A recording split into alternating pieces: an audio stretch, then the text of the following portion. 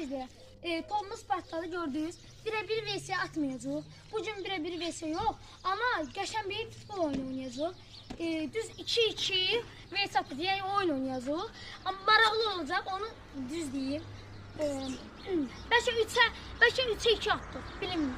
Baxacaq. Sayın seyircilər, biz 2'miz və onlar 3'ü vs atacaq. Qaplarınız görürsünüz, yəni 2'miz birə-bir vs olduğu üçün qapı. Vs atacaq və bunlar içində round 5 olan kimi oyun bitir. 5 olan kimi yəni ki, birinci yarı bitir, ikinci yarıya başlayır. Və yenə orada 5 olan kimi qısa. Yəni ki, şut ondandır. 10 olan kimi oyun bitir və ödülümüzü ondan çıxarır. Başla. Sen de bəlkə bilərsiniz. Qapçı oyuncu diye bir şey var. Yəni, qapçı ola bilər, oyuncu ola bilər. Erken oyna. Sen maçlar oynasın. Bak geldi. Okey.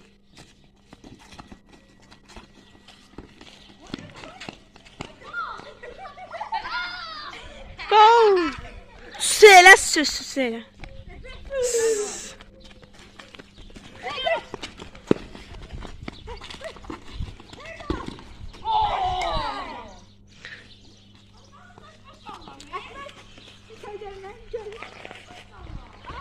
Bunu çəkil bunu. Çəkmişəm.